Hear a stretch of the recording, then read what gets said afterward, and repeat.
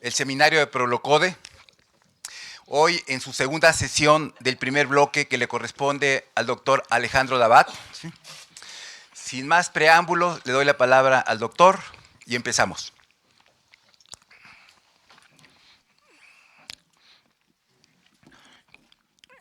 Bien, en la primera sesión, si recordarán lo que tuvieron, eh, estuvo centrada en la agudización extrema de las contradicciones y los conflictos mundiales que colocaban al mundo tal vez en la mayor posibilidad de guerra, que nunca, de guerra, me refiero a guerra internacional, que nunca se había vivido de la Segunda Guerra, salvo la crisis de los misiles en Cuba en los años 60. Y desarrollé la explicación en términos a nivel mundial de señalar cómo, sobre todo en el Medio Oriente, existían conflictos muy fuertes, muy difíciles de resolver, con una posición extremadamente agresiva e irresponsable de la presidencia de Estados Unidos, que hacía posible desenlaces bélicos de, que podían llegar por lo compleja de la situación y la dureza de los conflictos internacionales del mundo, una conflagración de volumen imprevisible, ¿no? Bien, ahora nos vamos a referir a una cosa que está relacionada, pero que es más micro, digamos, que consiste en la siguiente. En la sesión anterior hablamos de la posibilidad, por así decir, de una macroguerra, de una gran guerra mundial, que podía venir, que podía darse. Ahora vamos a hablar de una cosa muy parecida, pero a nivel más micro y más generalizada. Vamos a hablar de lo que se llama una nueva generación de guerras, guerras de baja intensidad,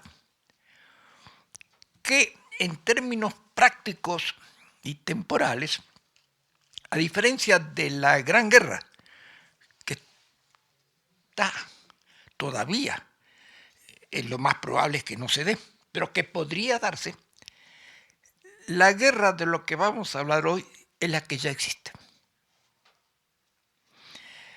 Vamos a plantear que ya existe en el mundo lo que se llama una guerra híbrida, que se diferenció de lo que en su momento determinado se llamó en la Segunda Guerra Mundial, ante la imposibilidad por la autodestrucción que hubiera significado una guerra nuclear, las llamadas guerras de baja intensidad, o sea, guerras regionales, ¿no es cierto?, que no implicaban un conflicto mundial.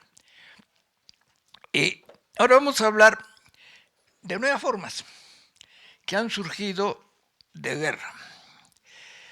Y vamos a situar esto en primer lugar vamos a hacer una breve recapitulación de los distintos tipos de guerras que se han dado bajo el capitalismo y cómo han correspondido todas ellas a distintas etapas del desarrollo del capitalismo, que demuestra tajantemente que aquellos que niegan la existencia de etapa de capitalismo no entienden nada de la guerra, o hablan de cosas que no tienen relación unas con otras. Si hay un nuevo tipo de guerras, es porque todos los elementos fundamentales de la estructuración del capitalismo y de la lucha contra el capitalismo, la estructura de no solamente el espacio, las tecnologías, el espacio, la organización del espacio económico, la estructura de las clases sociales, la estructura del poder, ¿no es cierto?, se ha modificado, y también se ha modificado no solamente la tecnología militar, sino de lucha nacional y social, que es diferente.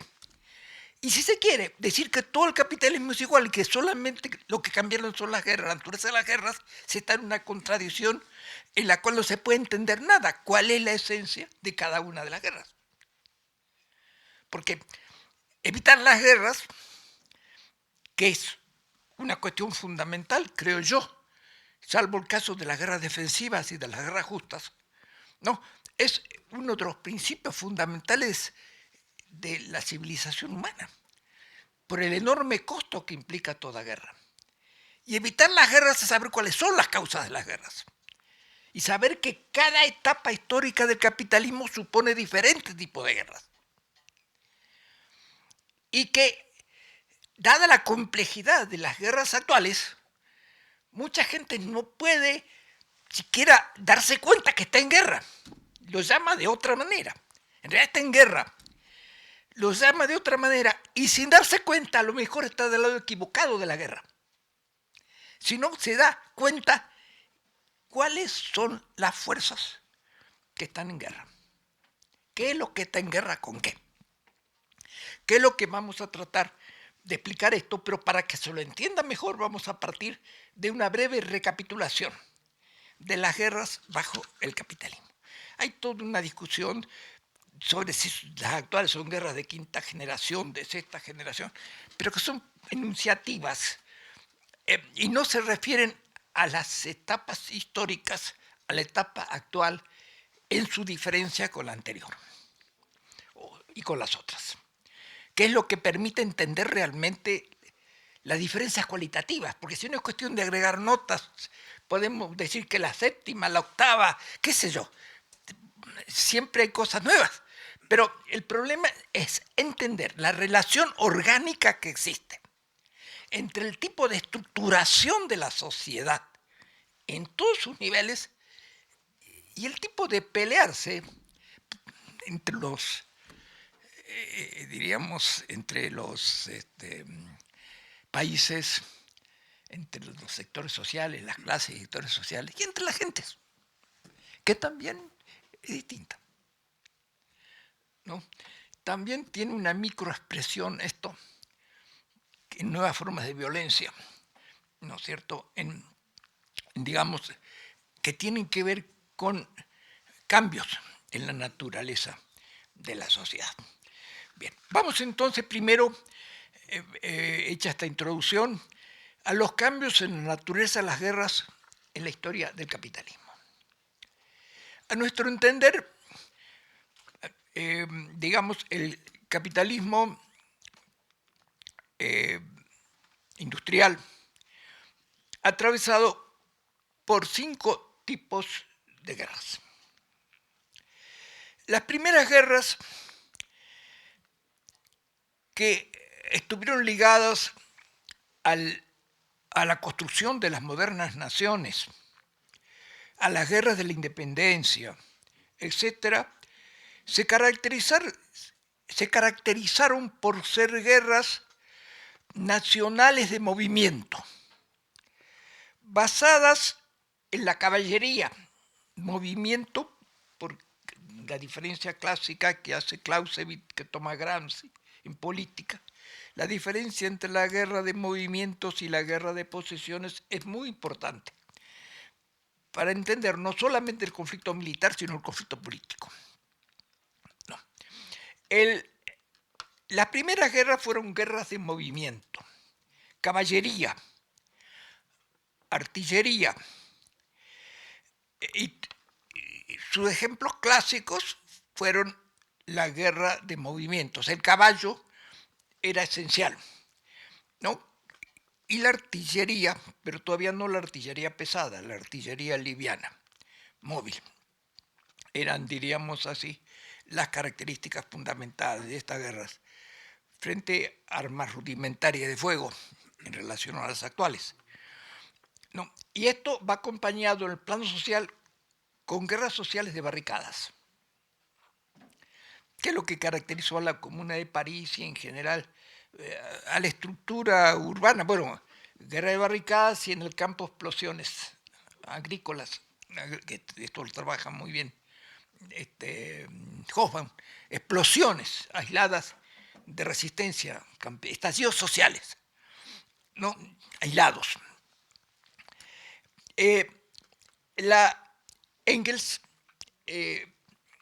escribe, analiza muy bien en la introducción de las guerras civiles en Francia, digamos, cuando estudia el pasaje, el primer estudioso que apunta a lo que luego Lenin llamaría nueva etapa del capitalismo.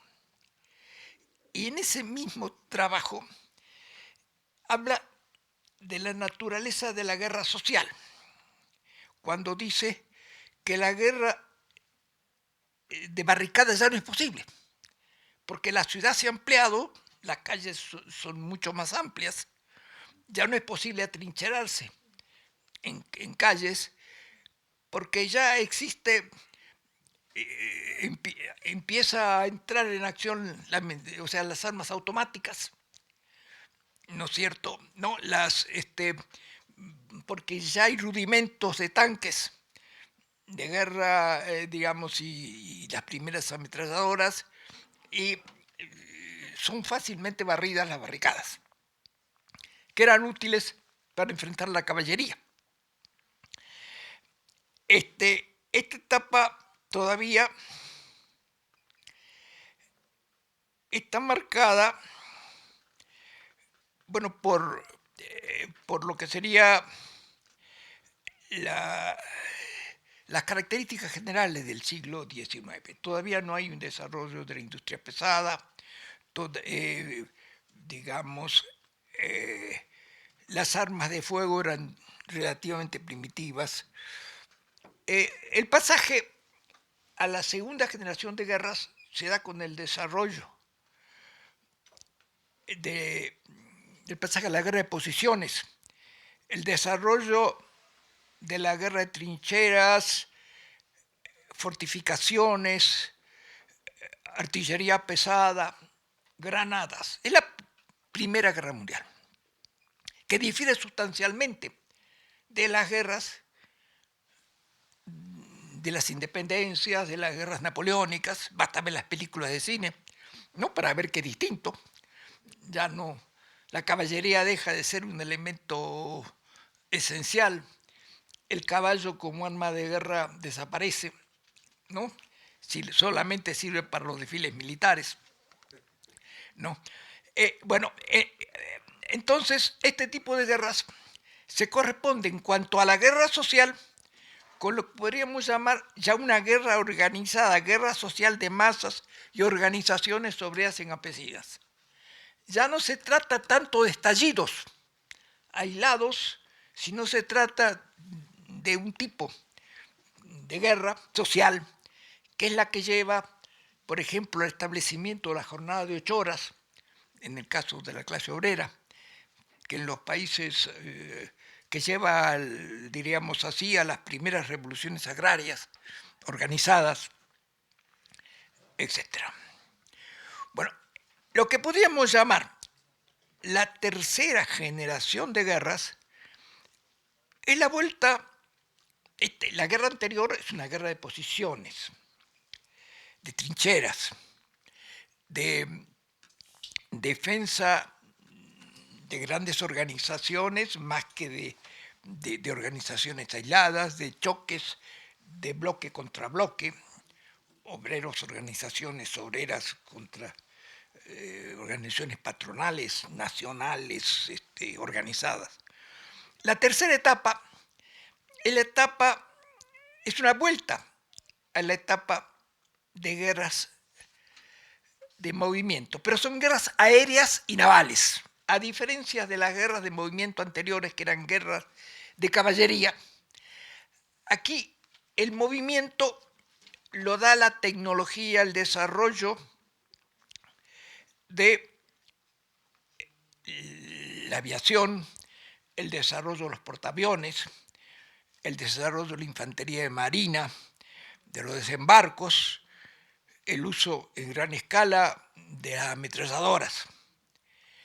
En la época de la Segunda Guerra Mundial, en el cual se desarrollan, da lugar, ¿no es cierto?, a lo que sería la nueva configuración del mundo, el mundo bipolar, el mundo de los dos grandes bloques de poder.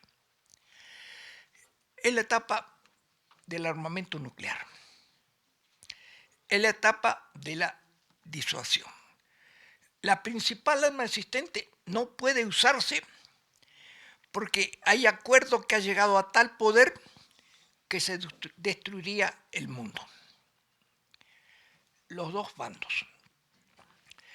Entonces es cuando se desarrollan las guerras intermedias y se da en el plano social una subordinación de los movimientos sociales a los dos grandes campos enfrentados. Que, por ejemplo, lo opuesto de lo que la primera generación de luchas sociales, que eran luchas aisladas, ¿no? Aquí hay una directa relación entre las organizaciones de masa, los partidos, etcétera, a lo que son los grandes bloques mundiales existentes.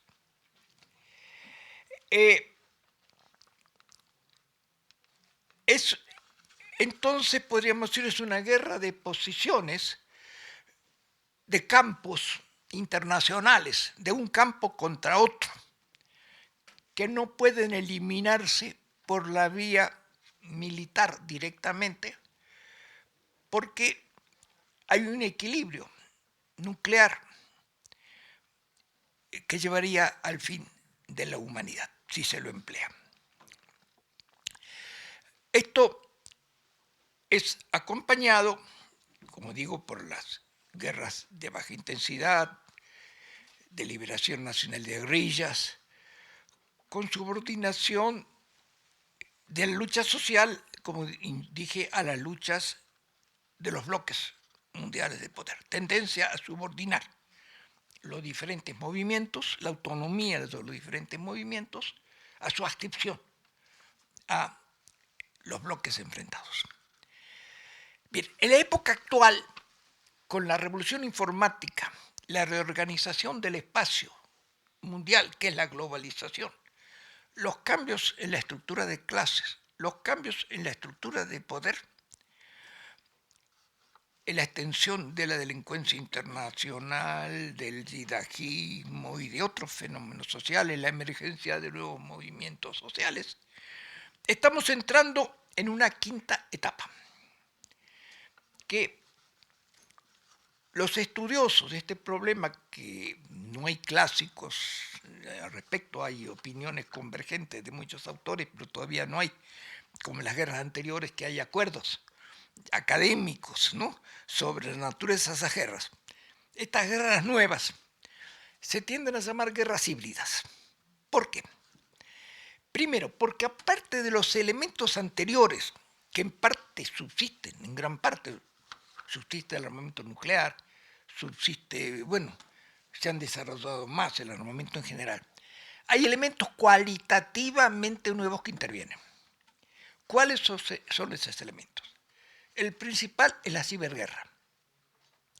La ciberguerra es un hecho completamente nuevo, que tiene que ver con la existencia, tiene que ver con la revolución informática y tiene que ver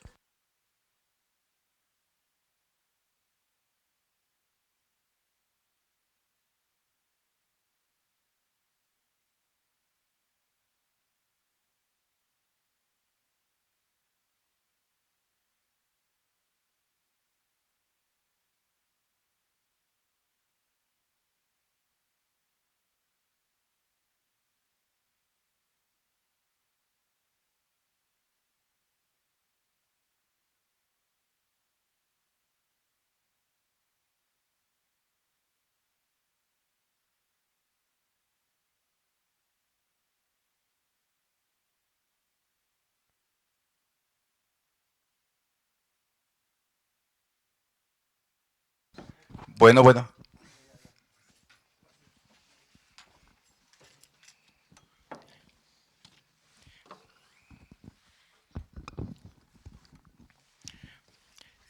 ya no es tanto de despliegue de la caballería, como en las primeras guerras de movimientos, o de despliegue de la aviación, o de despliegue de los portaaviones y los infantes de marina, de los desembarcos. Tienden a ser en el fondo guerras de oficina. ¿No es cierto? ¿Cómo? De centros de comando. De centros de comando, ¿no es cierto? En oficinas, acompañadas, claro, con otro tipo, ¿no? de actividades militares. Pero esta forma pasa a ser la dominante.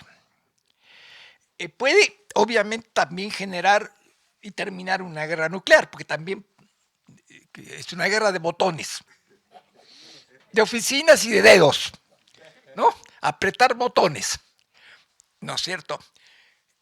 Evidentemente es nuevo eso. Y el que niegue que eso es nuevo, bueno, que se vaya a dormir evidentemente no entiende nada de los cambios del mundo, ¿no? Estamos en una época de guerra fundamentalmente de botones, de oficinas, ¿no es cierto?, donde gente que obviamente necesita pericias particulares sobre qué botón apretar, porque si se equivoca le puede ir mal. Donde equivocarse es más fácil que en el caso de las cargas de caballería. No quedan donde no queda otra que tirar o matas o te matan. No, en última instancia sigue siendo una guerra de uno contra uno en el frente, respaldado, claro, por artillería, por todo lo que sabemos. Pero esta guerra es una guerra curiosa, rara, nueva, cuyas armas principales son los misiles, los drones, la destrucción de instalaciones estratégicas, los... ¿Cómo? Satélites, asesinatos selectivos, diríamos, espionaje a altísima escala, a una escala desconocida, etc. No. Entonces, esta guerra tiende a ser fundamental. Y si hay un desenlace, incluso nuclear, será bajo la forma de esta nueva guerra. Por ejemplo, curiosamente, esta guerra se diferencia en cuanto al empleo de las armas nucleares, en que también ha desarrollado techos electrónicos de protección contra los misiles, que no existían en la época de la Guerra Fría. Amenazó el presidente Reagan, hizo creer que Estados Unidos había ya inventado la guerra, lo que se llamó entonces Guerra de las Galaxias, que en realidad no existía todavía. Fue una finta que tuvo mucha importancia incluso en el fin de la Guerra Fría. Porque si bien existía paridad nuclear entre Estados Unidos y Rusia, supuestamente Estados Unidos ya tenía un techo que le permitía neutralizar los misiles del enemigo y destruirlos en el aire. Bueno, entonces, eso es parte fundamental en esta época, la parte defensiva, los techos electrónicos que paran los misiles.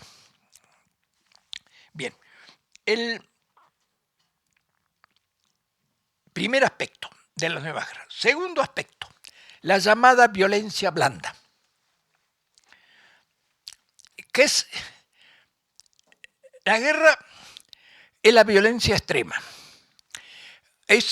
Acá hay un problema de definición complejo. ¿Cómo definirla? Armada, no armada. La guerra, obviamente, en principio, es confrontación armada. Digamos, como forma extrema de la violencia. Pero la guerra supone confrontaciones que no son armadas, que son parte de la guerra. Y la violencia, la diferente forma histórica de violencia, bueno, hay que discutirlas. En la antigüedad, diríamos, no existían armas de fuego y existían, bueno, hay formas, por ejemplo, en una guerra. Por ejemplo, una guerra se podía ganar simplemente con un bloqueo, no dejando que entrara la comida, ¿no? Impidiendo comer a una población, se podía ganar una guerra. O sea que no siempre una guerra es, un estado de guerra es basado en las armas, el arma de fuego. Puede haber formas de derrotar. El objetivo de toda guerra es la derrota. Cuando Clausewitz, el gran teórico de la guerra, define las guerras, la define como una continuación de la política por otros medios, ¿no? Que el medio es, mientras el medio anterior, el medio de la política, desplazar políticamente a las fuerzas, la guerra supone más bien el exterminio de la fuerza. Pero un exterminio que no supone necesariamente el empleo de armas de guerra, como cito el caso de un bloqueo triunfante total sobre un país que lo deja sin comida. No. Entonces, estos fenómenos se han desarrollado, han adquirido la forma de actuar violentamente sin armas de fuego, por así decir. Se han desarrollado extraordinariamente en nuestra época y es el equivalente de lo que en términos de política se llama poder blando y en términos de confrontación, diríamos, para exterminar al rival en el plano que se trate, no solamente la vida física, podríamos llamar violencia blanda. ¿No? O sea, si a uno le pegan con un garrote, ¿no es cierto? ¿No? O le pegan con una sábana, lo pueden matar de las dos maneras. Claro, tendrán que pegarle mucho más con la sábana, pero lo pueden matar igual. Y depende de dónde le pegan. Entonces, no se duda de la existencia de la categoría de poder blando. Es como de lo que Gramsci llamaba consenso. O sea, ganar el consenso. Si se quiere amaestrar a la gente, si se quiere. ¿No? No exterminarla en cuanto sujeto físico, pero sí exterminar su vocación de defender sus intereses, de actuar, ¿no es cierto?, libremente en función de lo que le dicta su conciencia, ¿no es cierto?, y sus intereses, su solidaridad social, su país, sus valores, ¿no? Esto es, diríamos, lo que llamamos guerra blanda. Es el correlato del poder blando llevado a la confrontación. Y por lo tanto, sus elementos son los mismos que los del poder blando. La comunicación de masas, por ejemplo, el monopolio de la comunicación de masas y el desarrollo de la llamada posverdad, que es generar la confusión, ¿no es cierto?, o sea, generalizar la confusión, ¿no?, por base del monopolio, ¿no?, de las comunicaciones. Hecho muy conocido, que tiene todo, permanentemente tiene expresiones que aparecen en las comunicaciones, en el cine, en la vida real y ante los ojos de todos. El llamado lawfare, o sea, la utilización de la ley, supuestamente la implementación de la ley. Bueno, el bloqueo, la decisión de la justicia norteamericana de anular lo que fue la renegociación de la deuda argentina, por ejemplo, lo que fue el caso del Brasil, de Lula y de armar procesos judiciales para quitarse rivales políticos. ¿Cómo? Sí, a Dilma, el derrocamiento de Dilma, el mismo derrocamiento, diríamos, una combinación de todas estas cosas, el derrocamiento, diríamos, bueno, el derrocamiento de Evo Morales, una combinación de viejos golpes con estas otras manipulaciones de distinto tipo. Pero es evidente que existe. Ahora, hay otra forma también de violencia no violenta en términos de lo que se entiende o lo que se entendía por violencia, pero sí de violentar la naturaleza social de las cosas a través de relaciones clientelares de gran escala que tienen que ver con movilizar sectores sociales subalternos con grandes inversiones y actividades de propaganda, como por ejemplo el papel mundial de una parte, no de todo el evangelismo, pero la parte principal del evangelismo mundial, el neopentecostalismo, que tiene, diríamos, es una organización internacional de masas de una importancia enorme. 100 países, un canal, el canal Enlace, que es mundial, que tiene a su vez este canal, mejor dicho, y esta corriente, es la que se llama la teología de la prosperidad, que trata de convencer a gente miserable, de que está en su situación porque no cree en Dios, que si es buen creyente se puede hacer rico, que se diferencia de casi todas las religiones en que ellos prometen el cielo y la tierra. La religión católica, el cristianismo, como otras religiones, más bien prometen el cumplimiento, diríamos, de lo que serían las las conductas socialmente positivas se premian en el cielo y más bien se pregona en la tierra, bueno, afrontar los sufrimientos, el perdón, etcétera, etcétera. La teología de la prosperidad promete la riqueza a quien cree en Dios y es fiel a su secta. Entre la gente más miserables y más incultas, con menos educación. Y esta fuerza ha sido fundamental, por ejemplo. No se puede entender el fenómeno de Brasil, ni el ascenso por ejemplo, de Bolsonaro en Brasil, sin esta fuerza.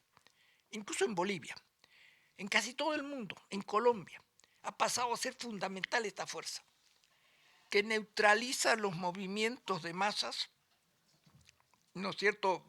Parcialmente, de luego, es una lucha. No, es una lucha. Pero que, por ejemplo, tiene importancia en relación al enorme movimiento mundial de mujeres que estamos viendo en este momento por sus derechos.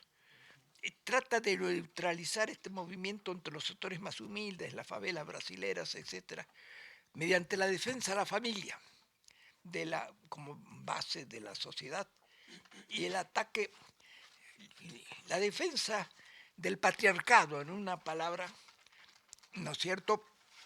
O sea, fueron conservadoras, muy atrasadas, pero mediante la publicidad, no es casual que Enlace tenga canales de televisión, tal vez sea la cadena de televisión más mundialmente vista, ¿no? Junto con las grandes cadenas, que apela, ¿no? a los medios electrónicos, ¿no? A las nuevas, ¿no? Pero también es en otras relaciones clientelares. Por ejemplo, el deporte.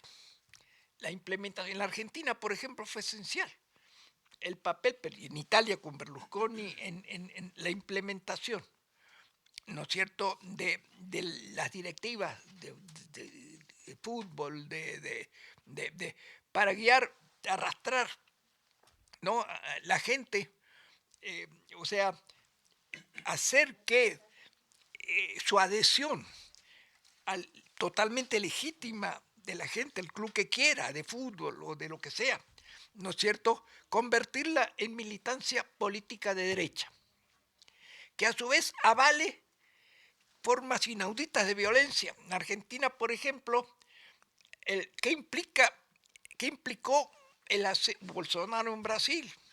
El ascenso de estas fuerzas.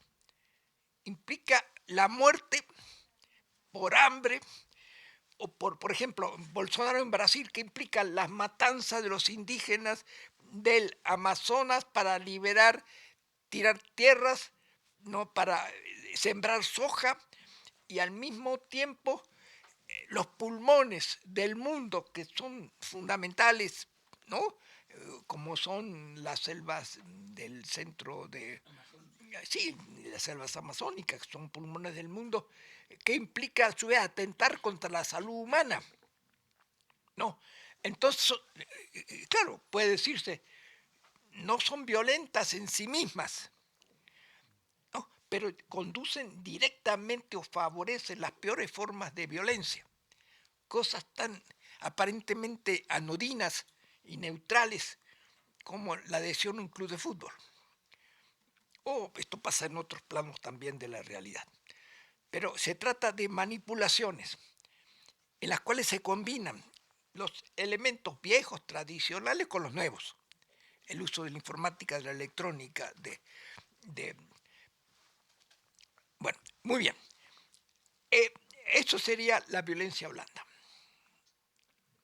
Hablamos de ciberguerra, la violencia blanda. Pero hay otro fenómeno extremadamente interesante. Hay en este momento dos fenómenos mundiales que aparentemente son lo más opuesto al mundo occidental, por así decir, y a la legalidad mundial. ¿Cómo sería, por ejemplo, el yihadismo, que proclama su oposición tajante Occidente al cristianismo y a otras religiones? Es el terrorismo islámico, digamos. Por un lado. Por otro lado, la delincuencia organizada mundial. Estos dos fenómenos no solo se parecen en mucho, nada más bajo formas ilegales, tienen una configuración que se parece mucho a la de la sociedad de hoy.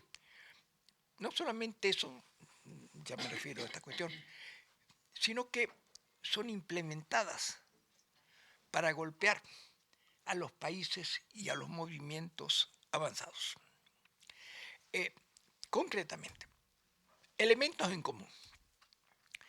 Hoy no hay duda alguna que, por ejemplo, que el narco en México no puede existir sin una relación muy fuerte con grandes grupos de poder en Estados Unidos. Esto es absolutamente evidente. Por ejemplo, un hecho solo basta. Hay 1000 hechos, aparte de películas, documentales y todo esto. Cuando detienen al Chapo Guzmán, lo detienen sobre la base de testimonio de lo que era su mano derecha del verdadero jefe del narco de Sinaloa, que era el Mayo Zambada. Lo detienen, declaran contra el Chapo y lo ponen en libertad. Y en eso entra tanto Estados Unidos como México, lo ponen en libertad. Cuando era tal vez más importante en la verdadera jerarquía de fondo del cártel.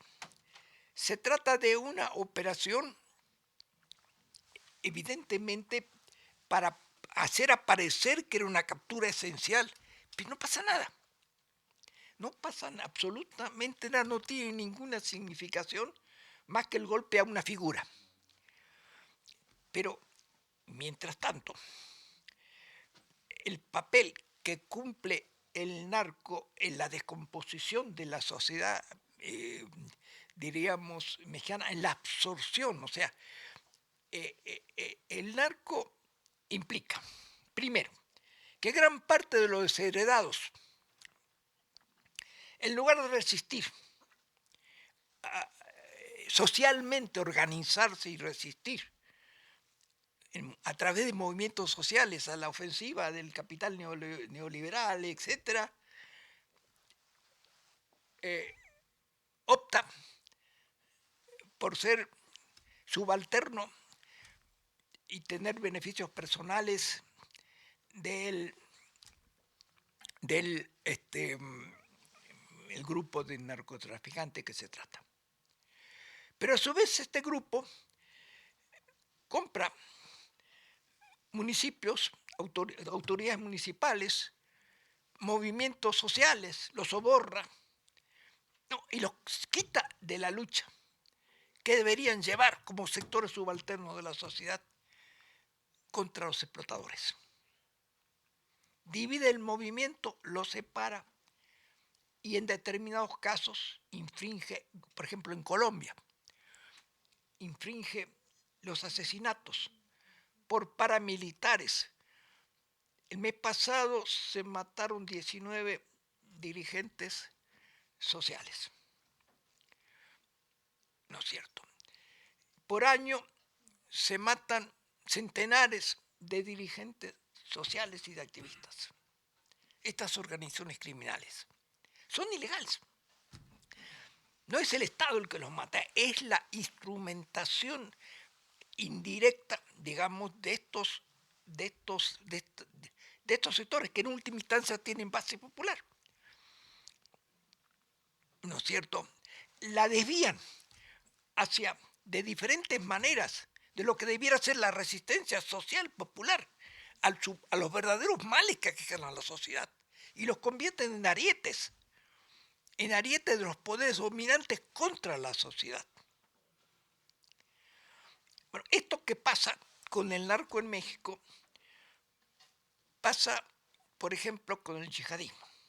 El yihadismo, supuestamente, las famosas torres del 11 de septiembre en Nueva York, es un arma contra Estados Unidos. Sin embargo, las guerras, digamos, por ejemplo, el Medio Oriente, el apoyo que ha existido y existe entre las grandes organizaciones como Al-Qaeda, bueno, las organizaciones, digamos, semi-yihadistas como la Hermandad Musulmana, etc., hay una alianza muy grande en lo que son las resistencias a las fuerzas progresistas del mundo.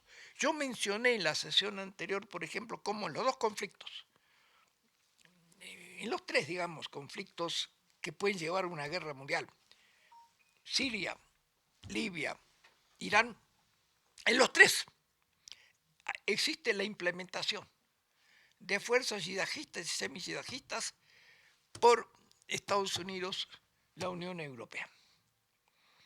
O sea, por las grandes fuerzas del neoliberalismo mundial. Eso está probado, bueno, ya lo van a ver, lo van a leer, ahí está exhaustivamente probado, ¿no? esa implementación. Entonces, esa cuestión, digamos, esa combinación de esas armas con las armas existentes previamente, lo que son las actividades armadas tradicionales que se usan cuando consideran necesarias las guerras, que no han desaparecido, las guerras regionales, etcétera, pero combinadas con todas estas formas complejas, ¿no? Que digo, constituyen esto que se le tiende a llamar guerras híbridas, porque es difícil definirlas.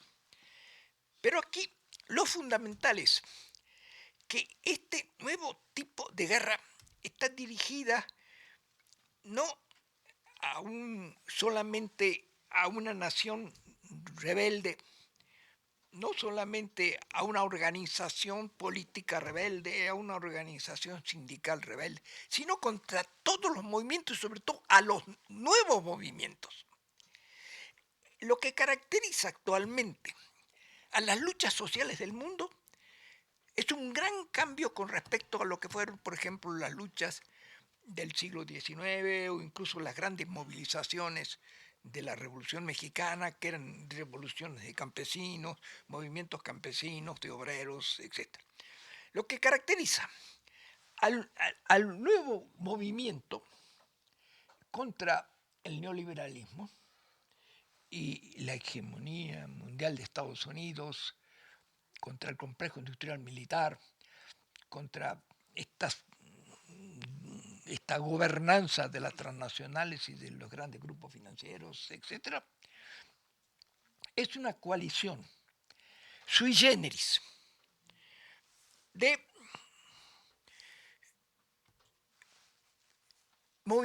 nuevos movimientos.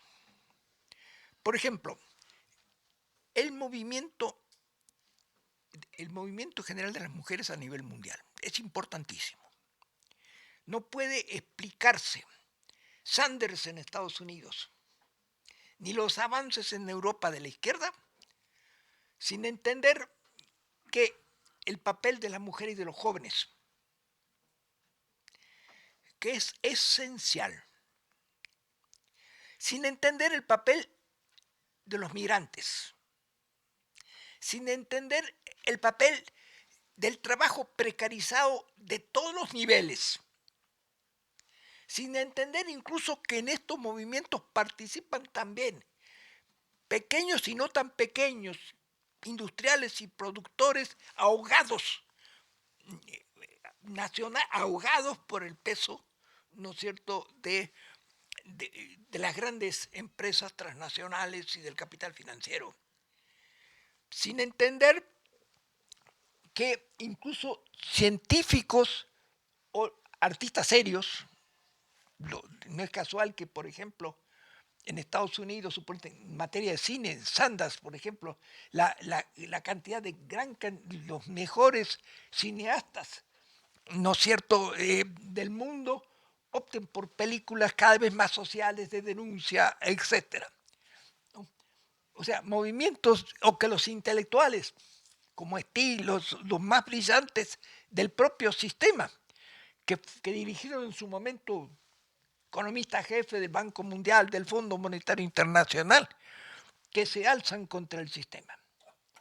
Es una coalición multiforme que, si bien sigue teniendo base social en los desposeídos, abarca un frente amplísimo de lucha por el progreso social en épocas de destrucción del mundo por el neoliberalismo, por las intervenciones militares de Occidente, por la deformación de la verdad, ¿no es cierto?, que son valores que pegan, yo diría, a todas las gentes que tienen auténticas pasiones en la vida normales, ¿no? Su trabajo, su familia, que no está, diríamos, enroscado, por así decir, con la lucha por el dinero y el poder. En última instancia, hay una gran el neoliberalismo, bajo la forma sobre todo actual de neoliberalismo decadente, descompuesto, está cada vez más aliado a las formas autoritarias de poder, ¿no es cierto?, y de las formas de implementación y desviación de lo que son las aspiraciones de progreso de la sociedad humana para ponerlas al servicio del poder mundial, de su gobernanza mundial. Entonces, la lucha contra esas formas es vital, porque ya hay una guerra. Hay una guerra declarada contra, obviamente, contra no solamente la guerra de Siria, que puede ser de invasión, de intento de destrucción por el yihadismo de Siria, o que la guerra de Libia, o que... No, hay una guerra contra los indígenas del Amazonas, hay una guerra en México contra la gente, bueno, una cantidad enorme de muertos que provoca el narcotráfico alentado por esas fuerzas. Es una guerra contra el hecho de que se incorpore masivamente a jóvenes a las organizaciones de muerte, diríamos así. Estamos en una guerra multifacética, ¿no? Que, digamos, la participación, lo fundamental en esta guerra es la participación consciente de la gente en defensa de sus derechos, ¿no? En contra de la forma de poder al servicio de lo que son las grandes fuerzas mundiales, ¿no? Digamos, que quieren imponer mediante estas formas de nueva violencia, de violencia indirecta, digamos así, quiere imponer su dominación, que por suerte está cada vez más descompuesta. Pero cuanto más se descompone en su base social y en su apoyo, es más difícil, más requiere, más exagera estas provocaciones. Dentro de esto es muy saludable que, sin embargo, a pesar de todo, la propia patria principal, del centro principal del neoliberalismo mundial, las nuevas fuerzas progresistas están al frente en las encuestas electorales, están al frente, digamos, están alcanzando base de masas. Y realmente, si hubiera votaciones masivas, tienen enormes posibilidades de triunfar. Yo no sé si ustedes han visto el programa, por ejemplo, de Sanders. Nada que ver con el de Obama. Es un programa avanzadísimo, muy parecido al de la izquierda progresista latinoamericana. Yo diría que casi, digamos, no se sabe en qué país está, porque podría, salvo cosas que son específicamente americanas, ¿no es cierto?, se parece muchísimo. La lucha contra Wall Street, contra la bolsa, la lucha contra la compra de los partidos políticos, la lucha por los derechos de los migrantes, la lucha por, digamos, los sectores desfavorecidos de la sociedad, la lucha contra los abusos policiales, ¿no es cierto? Que tienen en esta situación tan difícil del mundo una connotación universal. Entonces, es muy importante ver a estos como parte de una guerra, porque ¿cómo va a terminar esto? Si las tendencias se siguen dando como están, que creo que se van a seguir dando por una razón, como dije en la sesión pasada, en última instancia esto es resultado de la declinación, del hundimiento de la economía de Estados Unidos, de Europa occidental, y la epidemia china, diríamos de nueva forma, de gripe, diríamos, mortal, no, va a implicar una caída importante, yo creo que muy importante, en el PIB chino. Si sigue creciendo la economía mundial, en alguna medida crece porque es arrastrada por la demanda china. Estaba pronosticada, como repito, lo de la sesión anterior. Todas las agencias internacionales, Fondo Monetario Internacional, Banco Mundial, etcétera, pronostican una caída de casi el 1% del PIB en todo mundial, antes de la epidemia china. La epidemia china va a significar por lo menos otro punto de caída del PIB mundial. ¿No fue inducida? ¿Qué cosa? Si no fue el coronavirus.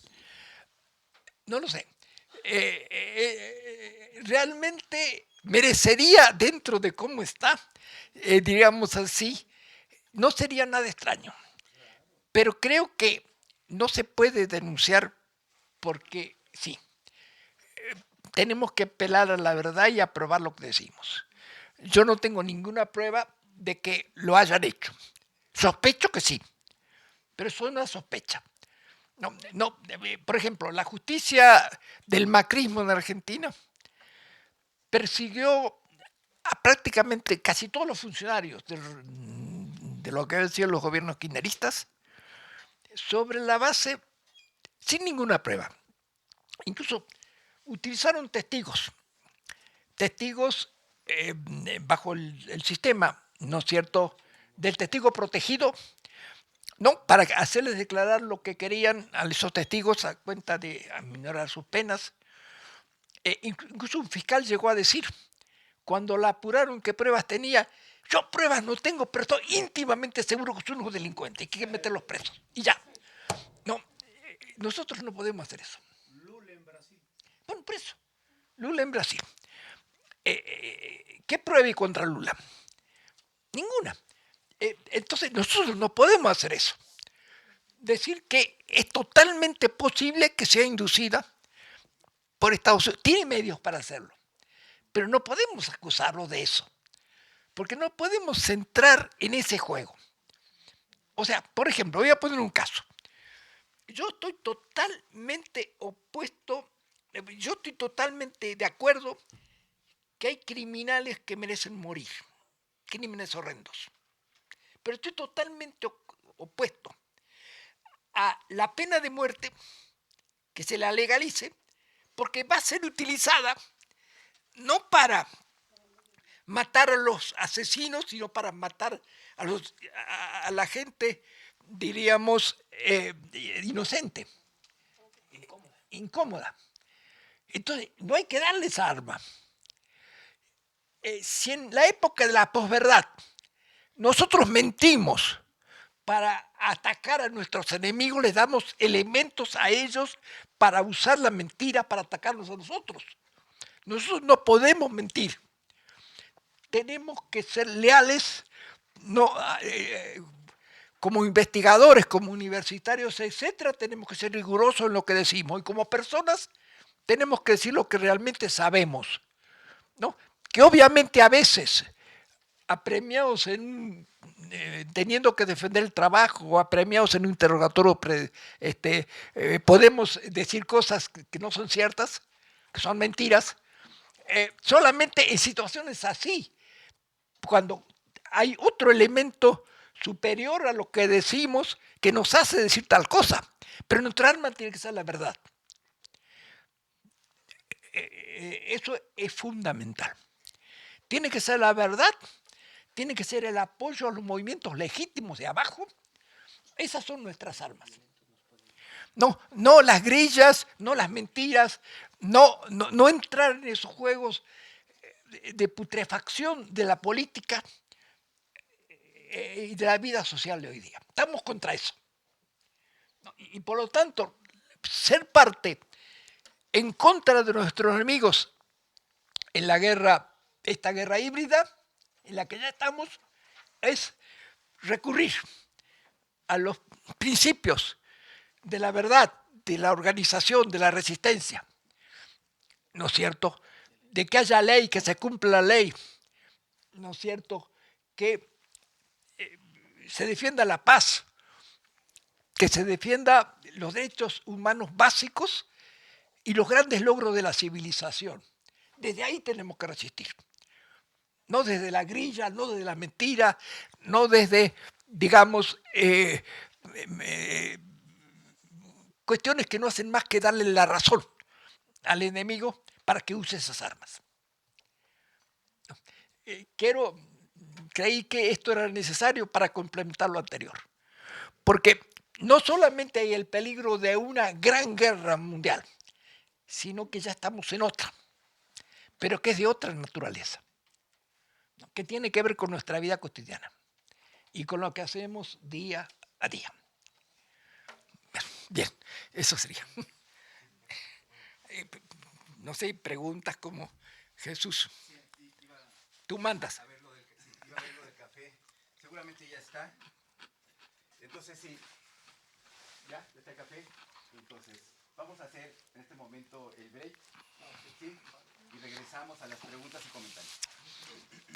Sin mareos. Así es.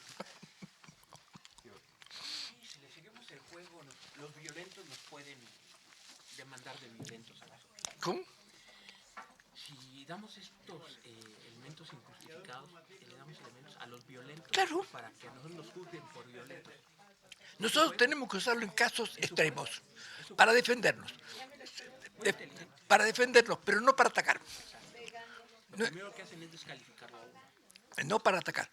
Para defendernos sí, pero para atacar no.